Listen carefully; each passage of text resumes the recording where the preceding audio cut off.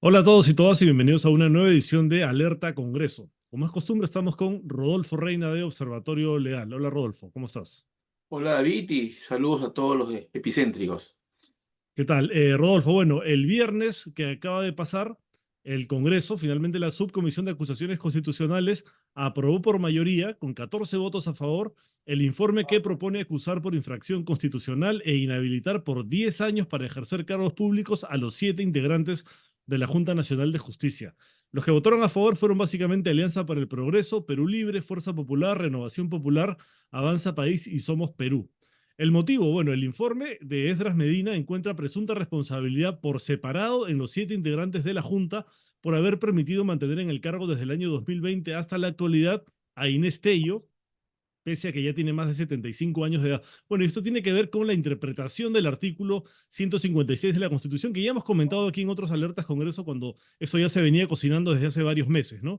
¿Qué dice este artículo? Que para ser miembro de la Junta Nacional de Justicia se requiere, y en el inciso 3 dice, ser mayor de 45 años y menor de 75 años. Bueno, la Junta interpretó que ese requisito era solo para ingresar a la Junta Nacional de Justicia, pero Edras Medina interpreta que es también para permanecer en la misma y que todo magistrado que cumpla 75 años en funciones debe ser automáticamente cesado. Y como eso no ocurrió con la señora Inés Tello, ahora todos los miembros de la Junta Nacional de Justicia deben ser destituidos e inhabilitados por 10 años.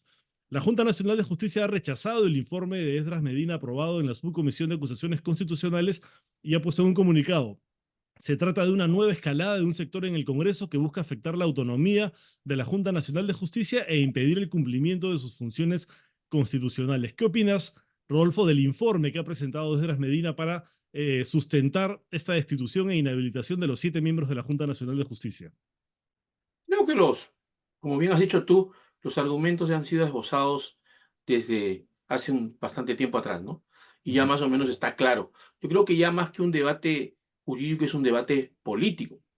Y no olvidemos que este informe o la aprobación de este informe en la subcomisión de acusaciones constitucionales no puede estar olvidado del contexto de crisis institucional que afecta al Ministerio Público o al sistema de justicia en general y al sistema político. No olvidemos que a raíz de la crisis que se ha dado en el Ministerio Público, donde viene siendo investigada a nivel administrativo y a nivel de la Fiscalía, la ex fiscal de la Nación, Patricia Benavides, Ujú. sin duda le asiste la presunción de inocencia, pero sin embargo existen ya develaciones o datos que se han hecho públicos respecto a declaraciones de su asesor de confianza Jaime Villanueva, ¿no? Su ex asesor de Y esta confianza. era, Rodolfo, esta era una de las cosas que, según Jaime Villanueva, Patricia Benavides le pedía a los congresistas, ¿no? Una de las cosas que ella necesitaba era que justamente se removieran los miembros de la Junta porque la estaban investigando. Y ahora el Congreso, o por lo menos la comisión, perdón, la subcomisión de acusaciones constitucionales, hace esta propuesta con este informe que pareciera más bien cumplir el deseo de Patricia Benavides. Claro, en efecto, la aprobación de este informe en la Comisión de Acusaciones Constitucionales, sin duda, como mencioné hace un momento, no puede ser aislada del contexto de crisis institucional que afecta al Ministerio Público y al sistema político en general, ¿no es cierto? Porque como todos sabemos, a partir de las investigaciones en sede administrativa y en sede fiscal, se han ido revelando que formaba parte de estas, por lo menos, negociaciones indebidas entre el entorno más cercano de la ex fiscal de la Nación, Patricia Benavides, y un sector político del Parlamento respecto a la elección del defensor del pueblo, respecto Ujú. a la inhabilitación de la ex fiscal de la Nación, Zoraida Ábalos, y respecto también a la sanción a los integrantes de la Junta Nacional de Justicia, ¿no? Y a cambio de esto, según la tesis del Ministerio Público que ha abierto investigación a la ex fiscal de la Nación, Patricia Benavides, como contraprestación se daban una serie de compromisos o puestas a disposición del Ministerio Público en las investigaciones que afectaban a un gran número de congresistas, que sabemos que más o menos 40 congresistas se encuentran investigados. Entonces, había como contraprestación el ayudarlos, ¿no? E inclusive parte también de estas, digamos, negociaciones indebidas, entre comillas, eh, se, se coordinó una eventual denuncia penal contra una sala constitucional que otorgó una medida cautelar a favor de la Junta Nacional de Justicia respecto a una investigación de remoción que se seguía en el Parlamento. Vale decir que estas negociaciones indebidas que se están un poco develando, que obviamente deberán ser corroboradas a nivel fiscal y a nivel administrativo respecto a la exfiscal de Nación, Patricia Benavides, sin duda enturbian o quitan transparencia o por lo menos afectan la legitimidad de un informe de esta naturaleza, ¿no? Le quitan legitimidad porque podría aparecerse como un interés subalterno el que puede estar guiando la aprobación o impulsando la aprobación de este informe. Y como he dicho, lamentablemente en este tipo de negociaciones que se están conociendo, sin duda hay un sector del Parlamento que se ve afectado por la secuela de estas investigaciones y que seguramente por eso es que han hecho, y es visible y notorio, una defensa política de, de la ex fiscal de la Nación, Patricia Benavides, respecto a las investigaciones que se le siguen, porque había una suerte de negociaciones o pactos entre la ex fiscal de la Nación y un sector del Parlamento. Y obviamente, como es natural, el sector Parlamento con el cual ella ha tenido relaciones hoy hacen una defensa política. Y la defensa política se traduce en la aprobación de este informe de la Subcomisión de Acusaciones Constitucionales. Entonces, esta es una muestra más de esta politización del sistema de justicia que nada bueno está trayendo. Ahora, si vamos al tema, digamos, que ha sido materia de dilucidación en este informe, aquí en resumen, lo que está en juego es una controversia respecto a la interpretación de los alcances del artículo 156, numeral 3 de la Constitución Política, respecto al límite de edad de 75 años para permanecer en el cargo. Sin duda, hay la Junta Nacional de Justicia y algún sector interpreta que el límite de los 75 años es solamente un requisito de acceso a ser integrante de la Junta Nacional de Justicia. Y por otro lado, la interpretación que tiene el Parlamento es que no es solamente un requisito de acceso, sino es un requisito también de permanencia, es una condición de permanencia. Por lo tanto, que puedas haber ingresado antes de los 75, pero cumplido los 75 años, en la lógica del Parlamento, debería dar como causal el cese automático.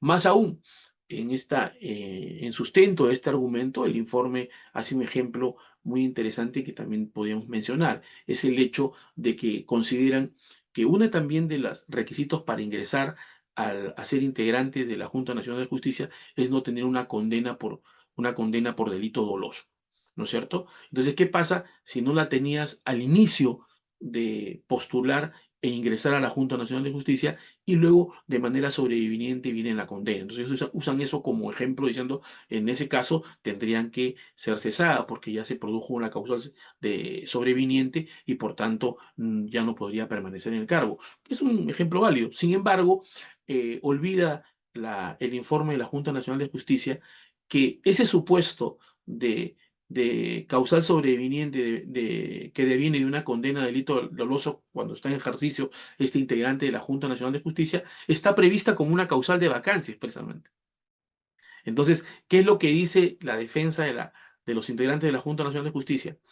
Que ellos interpretan que solamente es un requisito de acceso porque no está en la ley orgánica de la Junta Nacional de Justicia ni en la Constitución el límite de edad como una causal de vacancia, cosa que sí está respecto a la condena del delito doloso.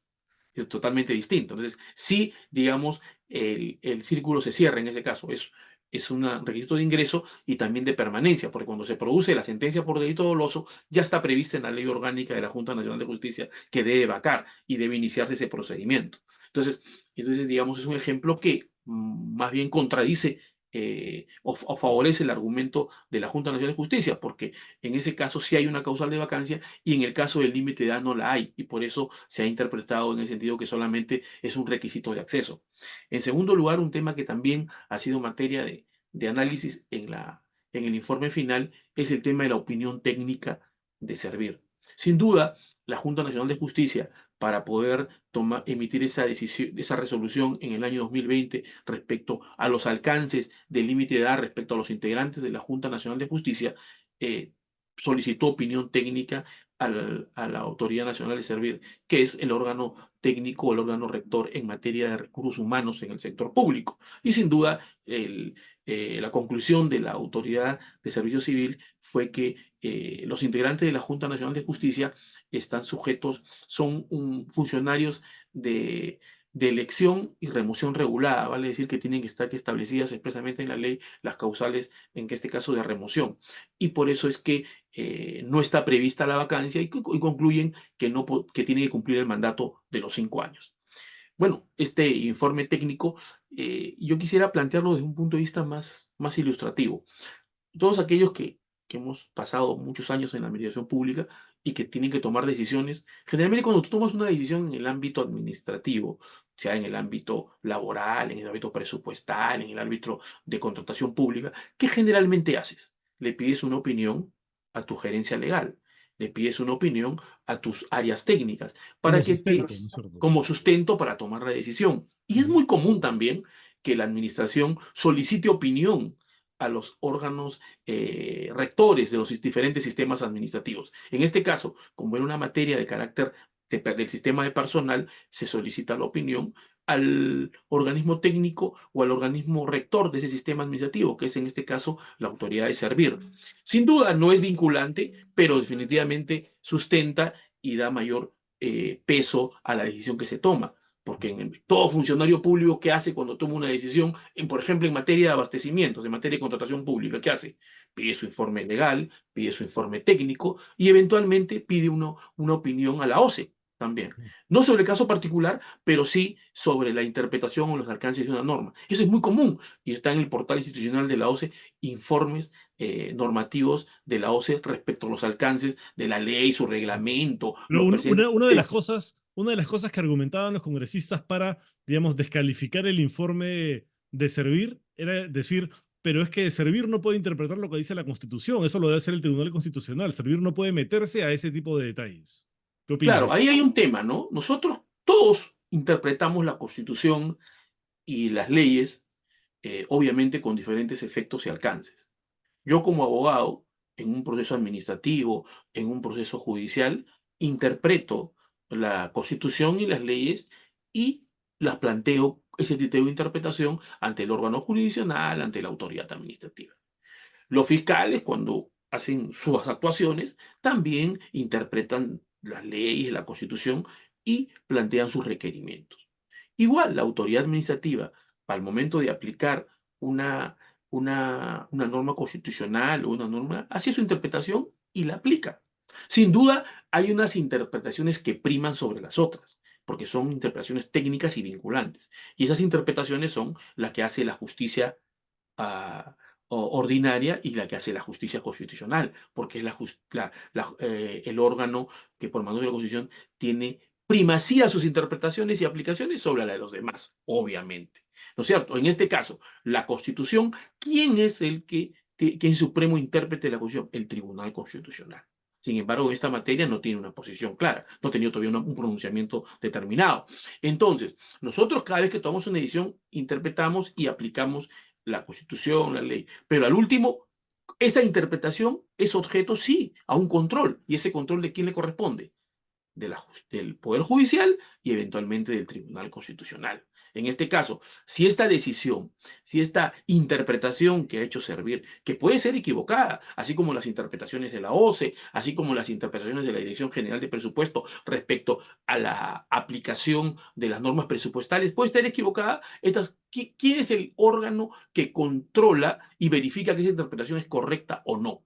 Es el Poder Judicial y en materia constitucional el Tribunal Constitucional. Pero eso sí no significa que las instancias administrativas no puedan interpretar y aplicarlas, como interpretar y aplicar las normas, como ha ocurrido con esta opinión técnica de... Nadie discute que esa opinión no es la decisoria. La opinión decisoria será la del Tribunal Constitucional, pero todos interpretamos y aplicamos las normas de acuerdo a nuestro criterio y será el Poder Judicial y el Tribunal Constitucional eventualmente, cuando eso es interpretación de las normas constitucionales, la que en definitiva diga si nuestra norma es correcta o incorrecta. Porque bajo esta lógica, pues, si mañana más tarde una decisión de la Corte Suprema ha interpretado mal una norma o ha interpretado mal la Constitución, pues también será sujeto a juicio político de la Constitución y serán suspendidos, destituidos, inhabilitados los vocales supremos. Y así va a ocurrir contra la autoridad. Entonces me parece que esa posición trae unos riesgos para la correcta aplicación. Otro tema que también está se plantea aquí es el tema de reflexionar si una autoridad administrativa, cuando interpreta correcta o incorrectamente, o interpreta de una determinada manera, puede constituir una infracción administrativa, Mm, una infracción o infracción constitucional. ujú. Yo creo que es bastante discutible y controversial asumir que una interpretación es, que no está conforme o que el Parlamento no la considera correcta pueda ser susceptible de una sanción. Entonces, imagínense, toda autoridad administrativa que interpreta de una manera distinta a la que cree el Parlamento sería objeto, si es alto funcionario, obviamente previsto en el artículo 99 de la Constitución, sería objeto de un juicio político. Entonces, esto de ahí se está desnaturalizando. Creo yo que hay que reflexionar si una interpretación sobre la Constitución o sobre una norma puede constituir per se una infracción de carácter administrativo o constitucional, como en este caso se le está atribuyendo a los integrantes de la Junta Nacional de Justicia. Y Ujú. creo que todo esto también nos llama a una reflexión.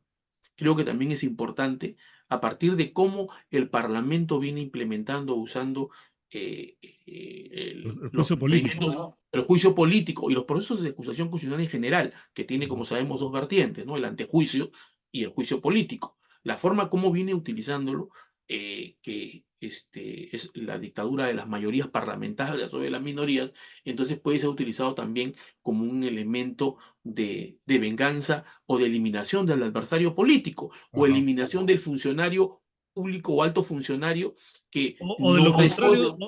o de lo contrario también, ¿no? Porque justamente la semana que ha pasado, la comisión permanente ha de alguna manera blindado a Héctor Becerril por el caso de los temerarios del crimen. También me parece que a la presidenta Dina Boluarte por el caso del Club Apurímac, pero sí está avanzando en la denuncia contra el expresidente Vizcarra por el caso Richard Swing y ahora contra la Junta Nacional de Justicia en la Subcomisión de Acusaciones Constitucionales. Entonces pareciera que si tienes aliados en el Congreso, no te va a pasar nada, pero si no los tienes, van a ir por ti.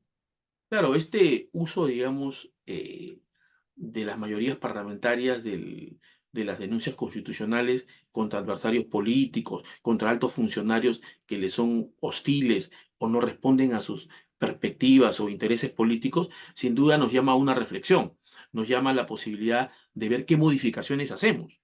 Por ejemplo, ustedes saben que los altos funcionarios previstos en el artículo 99 de la Constitución, vale ser ministros de Estado, congresistas, presidentes de la República, etcétera, pueden ser sometidos a dos tipos de procedimientos. Primero, el antejuicio político y el otro, el juicio político, propiamente dicho. El antejuicio político están referidas a denuncias de carácter penal cometidas en el ejercicio de la función y que es definida como una prerrogativa procesal. Vale decir, esos altos funcionarios públicos previstos en el artículo 99 no pueden ser procesados penalmente de manera directa por el Poder Judicial. Tienen que tener una autorización previa del Congreso, ¿no es cierto? Entonces, sin embargo, en la medida que ese antejuicio político que está referido a denuncias de carácter penal contra los altos funcionarios de Estado puede ser interpuesta por el fiscal de la Nación, por los agraviados o por los propios parlamentarios, al último, ¿qué ocurre? Que los parlamentarios que responden más que a intereses técnicos jurídicos, de contenido penal o no, sino responden a cálculos políticos, denuncian supuestas inconductas penales a altos funcionarios públicos que pueden ser adversarios o rivales políticos y al último terminan autorizando procesamientos penales que en el caso del antejuicio político tiene una particularidad, que son vinculantes tanto para la Fiscalía como para el Poder Judicial, y los suspenden en el cargo y con esto van eliminando adversarios políticos.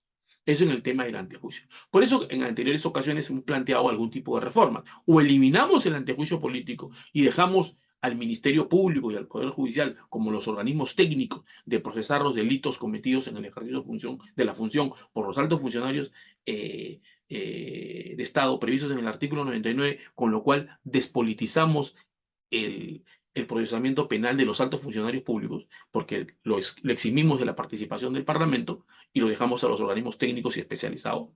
Otra posición que también esbozamos en otra ocasión es que las denuncias constitucionales de contenido penal, para decir los antejuicios, solamente puedan estar legitimados para interponerlo el fiscal de la Nación en base a la evaluación técnico-jurídica que hace, a las diligencias preliminares que realiza, y no dejarlo a expensas de cualquier parlamentario que al último tiene un criterio de carácter subalterno o político para denunciar a un alto funcionario, ¿no es cierto? Entonces yo creo que esas modificaciones pueden ser vistas en el tema del antejuicio, o eliminamos el antejuicio, es decir, ya no se pasa por el Parlamento para evitar la politización de las denuncias constitucionales, o simplemente dejamos que esté legitimado en el contexto del antejuicio solamente el Ministerio Público, con lo cual tampoco se afecta a los agraviados, porque los agraviados podrían denunciar ante el fiscal de la Nación, él hace Ujú. las investigaciones preliminares y se considera conveniente y hay los elementos de convicción suficiente de formular la denuncia constitucional ante el Parlamento. Entonces, con lo cual se despolitizaría este proceso de antejuicio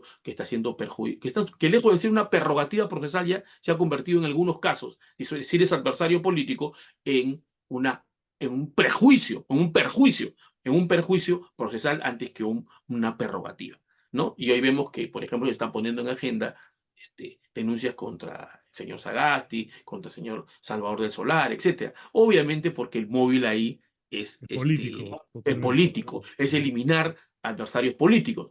Y como tú has dicho, pues tuve un ejemplo que ha sido materia de reportaje en Epicentro respecto a Héctor Becerril, que en principio, miren el tiempo que ha demorado en dar trámite esa acusación constitucional, que finalmente ha sido archivada, pero que ha sido dilatada en el tiempo. ¿Por qué? Porque obedecía a cálculos políticos y seguramente a consensos, acuerdos de los partidos políticos que han logrado archivar, a pesar de las graves evidencias que existían sobre su compromiso en actos de corrupción.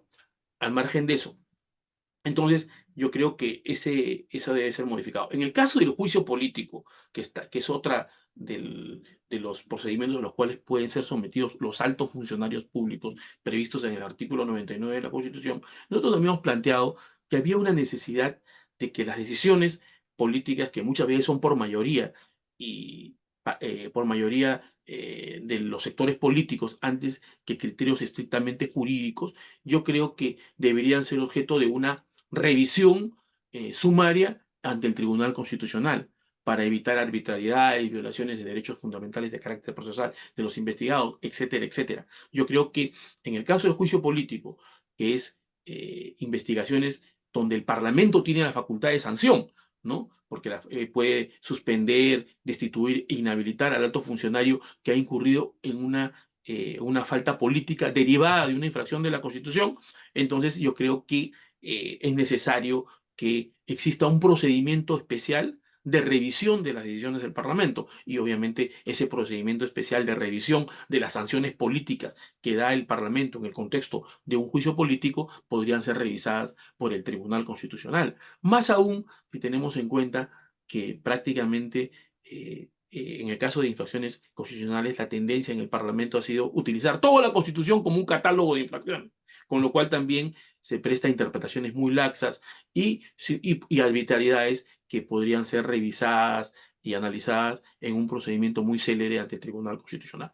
Ujú. Bueno, definitivamente urgen reformas en varios temas, ¿no? Y este es uno de ellos, el tema de el antejuicio y el juicio político que finalmente el Congreso termina utilizando como un arma en contra de sus adversarios políticos, justamente. Si no tienes aliados y te consideran un rival o un enemigo, van a ir por ti, van a encontrar un artículo que supuestamente infringiste, te arman un muñeco diciendo sí, lo infringió de esta manera, como en este caso el informe contra la Junta Nacional de Justicia, que por una interpretación de un artículo de la Constitución, pues están planteando inhabilitarlos por 10 años de la función pública, lo cual no parece para nada proporcional. Ahora, este informe tiene que ser ahora debatido y votado por la Comisión Permanente del Congreso y si es aprobado ahí va a pasar todavía al Pleno. Vamos a ver qué sucede ahí y si es que el Congreso finalmente termina satisfaciendo en este extremo uno de los deseos de la ex fiscal de la Nación, Patricia Benavides. Muchas gracias, Rodolfo, por la entrevista, muy amable. Gracias, David, y saludos a todos los amigos de Epicentro. Muchas gracias a todos y todas y nos vemos en la próxima edición. Chao.